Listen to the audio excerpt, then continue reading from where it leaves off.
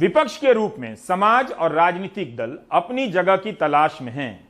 योगी आदित्यनाथ दिल्ली में क्या तलाश रहे हैं, इसे लेकर हो रही चर्चाओं को अटकलबाजी का नाम दिया जा रहा है। राजनीति में जब होता हुआ नहीं बताना होता है, तब ऐसा कुछ होने लगता है जिससे आपको हंसी तो आती है मगर आप हंस नहीं पाते। योगी आदित्यनाथ के जो सीएम पद पर बने रहने की अटकलें देकर जिन्हें विराम देने की कोशिश की जा रही थी, अब उस पर से पर्दा उठता हुआ नजर आ रहा है। क्यों योगी आदित्यनाथ दर दर भटक रहे हैं और क्यों दिल्ली के चक्कर काटते हुए नजर आ रहे हैं? कभी अमित शाह से मुलाकात करते हैं, कभी पीएम मोदी से मुलाकात करते हैं। क्या सिलसिला जो है मुलाकातों का थमेगा नहीं? क्या ये जो अटकलें लगाई जा रही हैं, जिससे अटकलें हम नहीं कह रहे हैं, खुद ये बात भाजपा सरकार कह रही है, अब उसे झुटला नहीं सकती कि योगी सरकार का सत्ता में बने रहना मुश्किल होता हुआ नजर आ रहा है। क्योंकि आपसी मतभेद जो है योगी वर्सेस मोदी का, अब वो बाहर आते हुए नजर आ रहा है और शायद योगी माफी मांगने के लिए दिल्ली में बुलाई गई बैठकों में शामिल होते हुए और शिरकत करते हुए नजर आ रहे हैं। देखिए रवीश कुमार की यह स्पेशल रिपोर्ट। अब आप इस तस्वीर को देखिए। योगी आदित्यनाथ प्रधानमंत्री मोदी से मिल रहे हैं। मेज पर एक किताब रखी हुई है। वही किताब क्लोजअप में नजर आती है जब योगी आदित्यनाथ गृह मंत्री अमित शाह से मिल रहे हैं। और अब इस वीडियो में आप देख सकते हैं कि बीजेपी के अध्यक्ष जेपी नड्डा को सौंप रहे हैं। यह किताब का लोकार्पण है या समर्पण? समर्पण है तो किसका है? काश मैं बता पाता कि यह जो महान दृश्य है वो किसी हो चुके फैसले से पहले का है या बाद का है।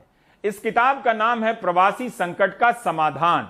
पिछले साल जिस संकट को केंद्र सरकार संकट मानने के लिए तैयार नहीं थी, इस साल योगी आदित्यनाथ उसे संकट मानते हुए उसके समाधान की किताब उसी सरकार को सौंप रहे हैं। इस साल के ऑक्सीजन और अस्पताल संकट की किताब शायद अगले साल आएगी। कोई कुछ नहीं बोल रहा है, लेकिन योगी आदित्यनाथ ने जो ट्वीट किया है उसकी औपचारिकता बता रही है कि कुछ है जो अब अनौपचारिक नहीं है। प्रधानमंत्री, गृह मंत्री, बीजेपी अध्यक्ष से मिलने के बाद आभार जताने के लिए किए गए ट्वीट में मुख्यमंत्री ने लिखा है कि मुलाकात शिष्टाचार भेंट थी। तीनों ने अपने व्यस्ततम समय से भेंट के लिए समय दिया और तीनों से मार्गदर्शन प्राप्त हुआ। मुलाकात के बाद प्रधानमंत्री और गृह मंत्री ने सामान्य रूप से ट्वीट किया है कि मुख्यमंत्री से मुलाकात हुई। प्रदेश के विकास वगैरह पर चर्चा वगैरह की बात नहीं है। वैसे बीजेपी अध्यक्ष जेपी नड्डा ने अपने ट्वीट में लिखा है कि यूपी के यशस्वी मुख्यमंत्री से मुलाकात हुई। यशस्वी उसे कहा जाता है जिसे हटाना नहीं है या जिसने हटने से इनकार कर दिया हो। कई दिनों से चर्चा चल रही थी कि यूपी में कुछ हो रहा है। दिल्ली आने से पहले योगी आदित्यनाथ ने टाइम्स ऑफ इंडिया को इंटरव्यू दे दिया कि यह सब रूटीन गतिविधियां हैं, इसमें कुछ भी नया नहीं है। सरकार में बदलाव की बात मीडिया की अटकलबाजी है। इसके बाद भी आम आदमी पार्टी के नेता संजय सिंह परेशान हो गए और ट्वीट कर दिया उन्होंने कि वैसे तो मैं वैचारिक रूप से आदित्यनाथ जी का घोर विरोधी हूं, लेकिन जिस प्रकार से देश के सबसे बड़े सूबे के मुख्यमंत्री को अपनी कुर्सी बचाने के लिए दर दर मिन्नतें करनी पड़ रही हैं, वो इसी प्रकार है जैसे किसी बच्चे से गलती होने पर हर टीचर के सामने कान पकड़कर माफी मांगनी पड़े। उम्मीद है यशस्वी होने के बाद योगी आदित्यनाथ की सरकार संजय सिंह पर अब और एफआईआर नहीं करेगी। इसी चर्चा में अरविंद कुमार शर्मा को लेकर भी कुछ ज्यादा चर्चा हो गई। जब से गुजरात से लखनऊ आए हैं तब से उप मुख्यमंत्री बनने की चर्चा चल रही है। बताया जाता है कि योगी को कमजोर करेंगे। पहली बार सुनने को मिल रहा है कि उप मुख्यमंत्री मुख्यमंत्री को कमजोर करेगा। अब वो चर्चा भी नहीं सुनाई दे रही है।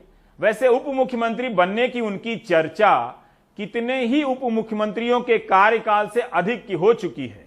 यूपी में सब शांति से हो रहा है, मुख्यमंत्री भी शांत हैं। शांत ना होते तो विरोधियों को ललकारने वाले योगी नीति आयोग की सतत विकास सूचकांक वाली रिपोर्ट पर फुफकार चुके होते। नीति आयोग ने सतत विकास सूचकांक की रैंकिंग जारी कर यूपी को बहुत खराब जगह दी है। यूपी को उद्योगों के मामले में 100 में 42 अंक मिले हैं। उद्योग के इनोवेशन और इंफ्रास्ट्रक्चर के विकास में यूपी से 16 राज्यों को ज्यादा नंबर मिले हैं। This is not done. इसी बीच एक विचित्र घटना और हुई है। बीजेपी के विधायक डॉक्टर राधा मोहन दास अग्रवाल ने ट्वीट कर दिया, मुझे जाने क्यों टैग कर दिया। अब कर दिया है तो कोई बड़ी बात नहीं, लेकिन मैं समझ नहीं पा रहा हूं कि एक अन्य योगी और जलेबियों की तस्वीर अगल बगल क्यों लगाई गई है।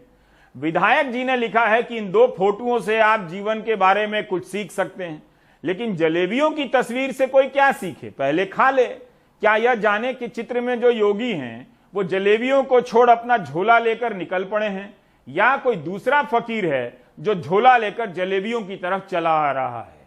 यूपी के विधायकों का भी गजब का अनुशासन है। एक भी विधायक ने बयान नहीं दिया कि योगी जी हमारे नेता हैं। विरोध करना तो अनुशासनहीनता है, लेकिन समर्थन करना कब से अनुशासनहीनता। इसी तरह की चुप्पी बंगाल में है।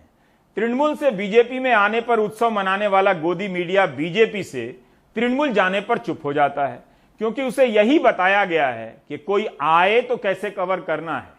उसे यह नहीं बताया गया है कि कोई जाए तो कैसे कवर करना है। Do you get my point. जब 2017 में मुकुल रॉय तृणमूल से बीजेपी में आए तो आते ही ईमानदार हो गए।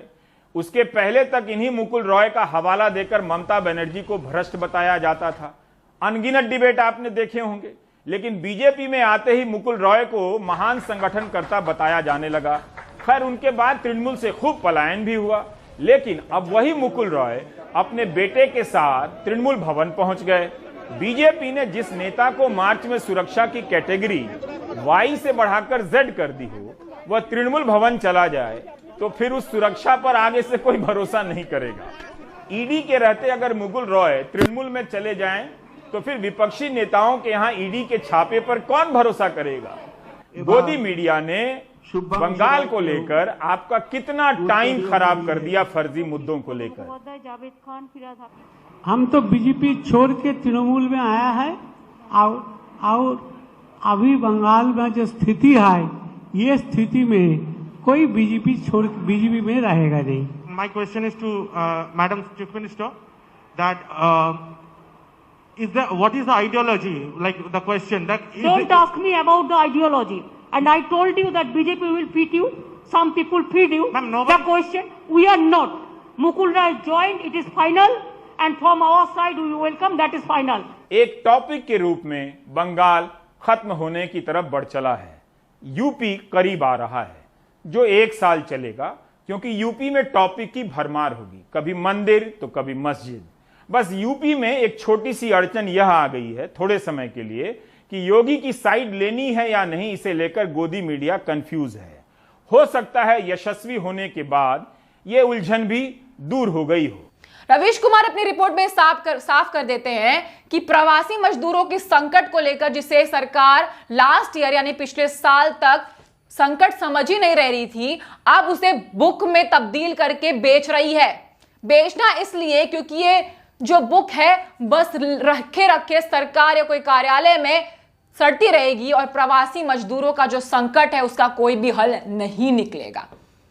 सरकार दिखावा करती रहती है। यूपी में जिस तरीके की स्थिति है, इस वक्त में योगी आदित्यनाथ को यूपी में रहना चाहिए, ना ही बल्कि दिल्ली में अहम बैठकें करनी चाहिए। और ये बैठकें हो भी किस लिए रही हैं? यूपी विधानसभा चुनाव को लेकर। अरे यूपी विधानसभा चुनाव के बारे में बाद में सोचिएगा, पहले यूपी को कोरोना मुक्त तो कर लीजिए। पहले यूपी में हर एक इंसान को वैक्सीन तो लग जाने दीजिए। वैक्सीन को लेकर आपकी सरकार ऐसे ही फेल होती हुई नजर आ रही है और वैक्सीन को अपनी निजी जागीर समझने के लिए मजबूर हो चुकी है, और ये जो अहंकार है वो उनकी सारी हदें पार कर रहा है। ऐसे में आप दिल्ली में बुलाए गए बैठकों में शामिल होते हुए नजर आ रहे हैं, क्योंकि जान जाए तो जाए पर सत्ता ना जाए। बाकी खबरों के लिए बने रहें VY न्यूज के साथ। धन्यवाद। हमें सब्सक्राइब करना ना भूलें। इस वीडियो को लाइक करें, कमेंट करें, शेयर करें।